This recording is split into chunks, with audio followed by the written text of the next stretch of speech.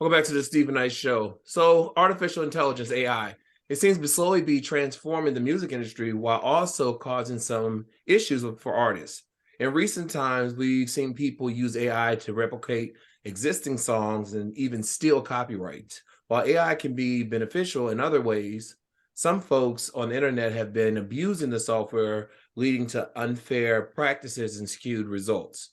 Singer JoJo, she was recently stopped by TMZ reporter Celine Simone and was asked her thoughts about robots trying to take over the music space.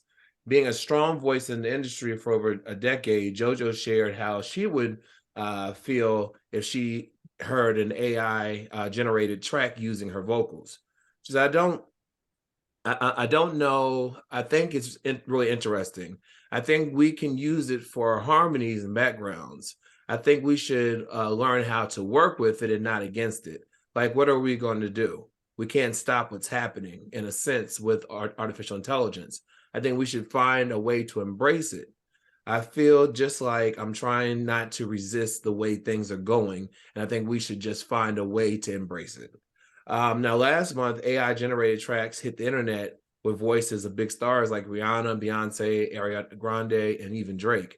The rapper came across his vocals over Ice Spice hit song Munch, and he didn't seem to be here for it. He said, "This is the final straw, AI."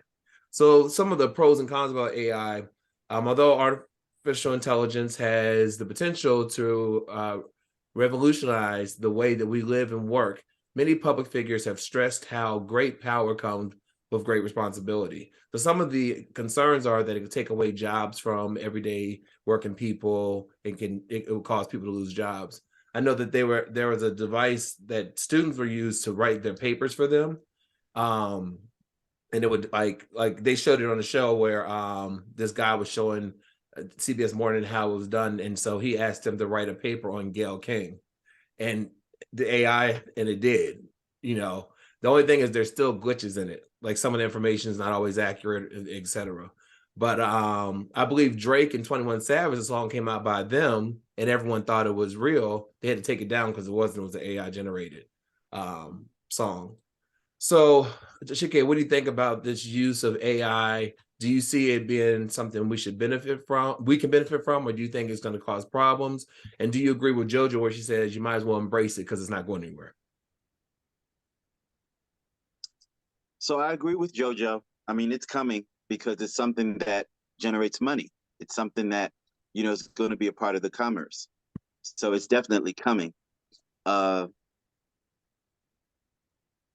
think that artists will find themselves being forced to embrace it. But this is the key. AI can't do what a human being can do. Mm-hmm. The proof is going to be in the live show. Your live music is going to be what's hot. So I would not doubt if a lot of musical artists will start gravitating to doing live recorded work to sell, like as opposed to like a project. It would be like live. Yeah, because they can't compete with that. I saw where someone had taken some of Mariah Carey songs and they had an AI generated Whitney Houston voice singing it. And it was scary because it sounded like it could have been her. And there were some glitches, but if you listen, someone also did it for a song by Tim's. They had Rihanna singing it, and it sounded just like Rihanna. So what are your thoughts on this, Linnea?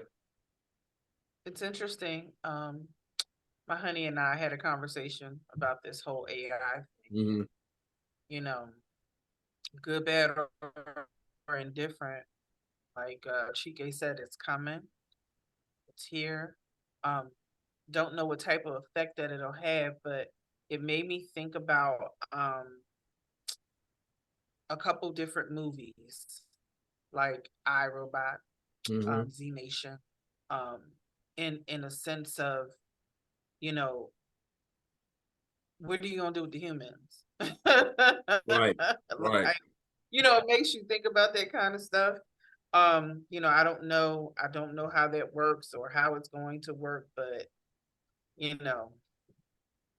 I don't mess with that whole, people have iPhones and they mess with that. Child, once they grab your face, and y'all mess with these AI things.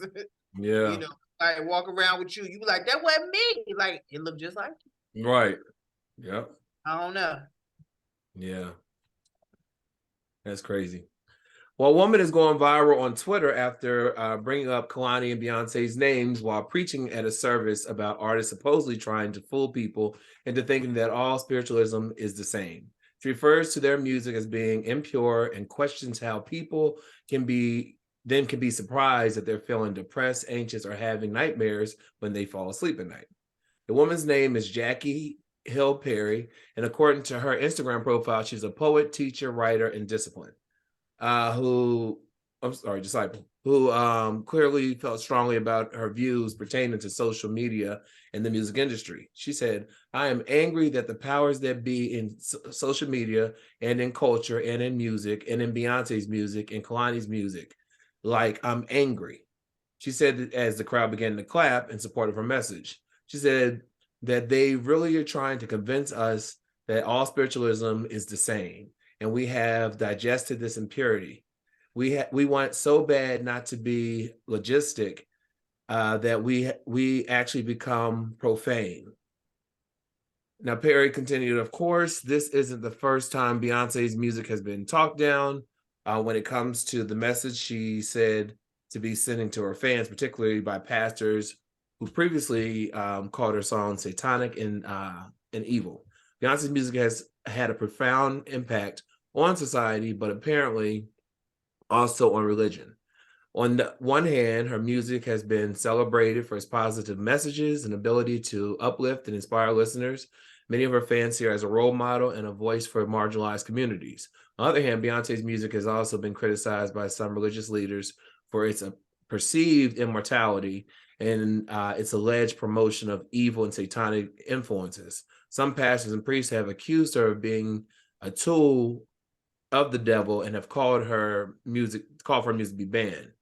One of the main criticisms of Beyonce's music from priests and pastors is that it promotes a secular worldview that's at odds with religious values. Some religious leaders have accused her of promoting a lifestyle of promiscuity, materialism, and Hennyism that goes against the teachings of the Bible. Then they're talking about some of the symbols that she does in her performance or videos. They attribute that to satanic. But like they said, her music is empowering. For example, her song "Flawless," Beyonce celebrates the beauty and strength of women, urging them to embrace their imperfections and to be proud of who they are. In Formation, she addresses police brutality and racism, calling for Black people to come together in solidarity and resist oppression.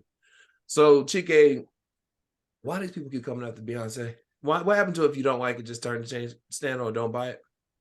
Well, people don't do that now. Because everything is a platform and a format. People have portals now where they can communicate their messages. They can talk. They're being heard. They have followings. I remember when Madonna came out with the Like a Prayer song, and they were so angry. Leon, shout out to Leon, who played Jesus in the video. They were so angry with her for being sacrilegious. Yeah. And how dare she? How could she? She's going to hell. She's a devil worshiper. Same thing went through Madonna.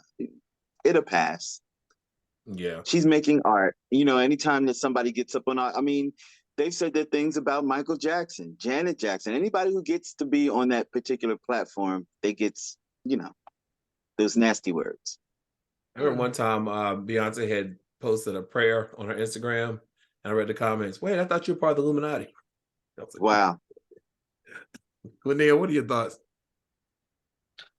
Those people who say that are idiots. But moving on. There's a thin line when it comes to church at this particular juncture. Mm-hmm. Because one, I like to know, so what you do? You sat there and listened to the whole thing? Right. How'd you know? Right. How'd you know? Uh-huh.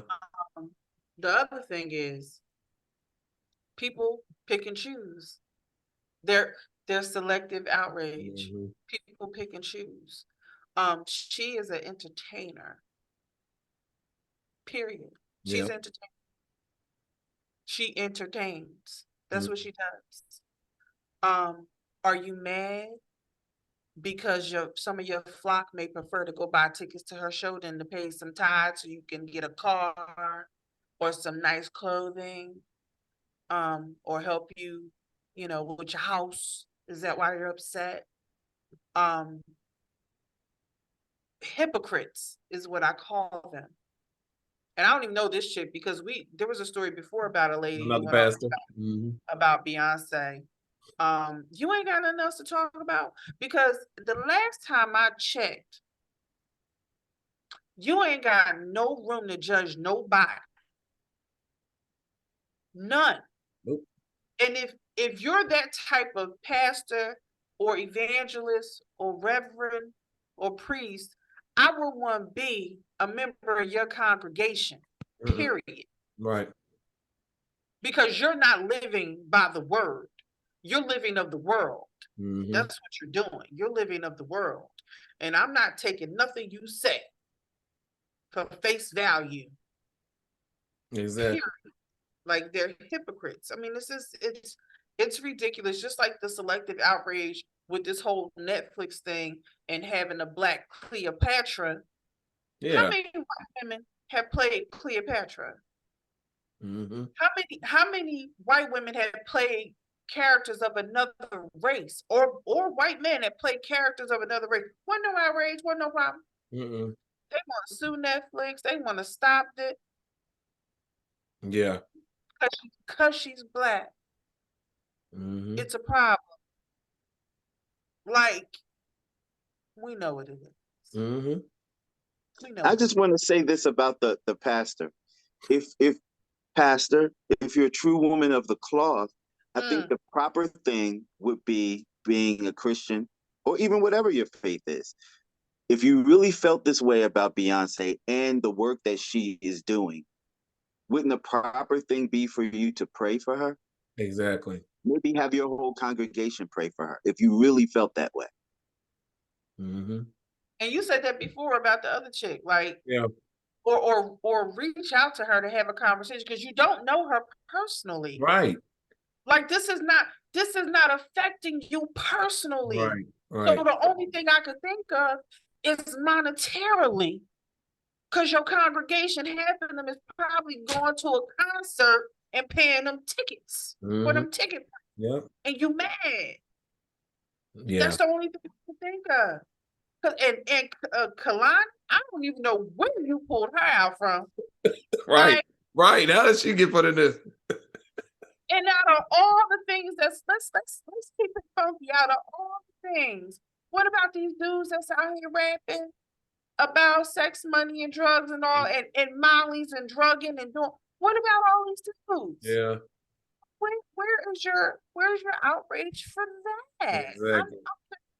No, I ain't trying to understand because I don't care. Girl, I would never come to your church, Pastor. Because you judge me, and I don't like judgy people. Ditto. Our last story, this is crazy. So after beating a murder case involving her ex-fiance, a Texas woman is now going viral after being accused of killing her fifth husband with insulin poisoning. It's reported that 5 years after she fatally shot her then fiance, allegedly in self-defense, 48-year-old Sarah Hartsville, a retired Army sergeant living in Chambers County, Texas, has now been charged with murder after allegedly poisoning her fifth husband with insulin. According to reports, back in February, Hartsville injected her 46-year-old diabetic husband, Joseph Hartswell, with a large amount of insulin, and then waited 4 to 6 hours before deciding to call 911 to administer aid. Officials with Chambers County Sheriff's Office said that the victim's glucose monitor had been sounding off an alarm for a while before his wife finally made a move to check on him and call paramedics to professionally assist. After the incident, Hartsville was arrested and placed behind bars in the Chambers County Jail. In March, the Harris County medical examiner would rule that her fifth husband died of complications of toxic effects of insulin. Following the woman's arrest, investigators decided to reopen an investigation into the death of her fiance, David Bragg, who the woman was accused of shooting and killing back in 2018. At the time, she argued self-defense, and investigators deemed it so. So she beat the murder case. Hartsfield, who has been married 4 other times, is said to have allegedly left a pattern of spousal abuse and threats against her former partners. Outside of her incidents with her 5th husband, who is deceased, and her ex-fiance, who was deceased back in March of 1996, Hartsfield, who was in her 20s and known by another name, Sarah Donahue, was arrested for allegedly assaulting her 2nd husband, Michael Trexler, at the home in Rio Bonito. It is reported she allegedly scraped and bruised Trexler, resulting in him receiving a citation and her being arrested. After sitting in jail for a week, the assault charges against the woman were dismissed, and prosecutors listed the reasons as other.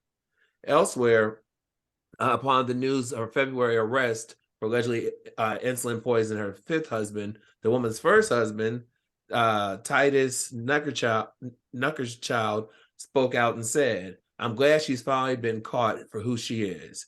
I'm just sorry another person had to die to get her caught. I knew she'd end up in jail someday, so she cheated things.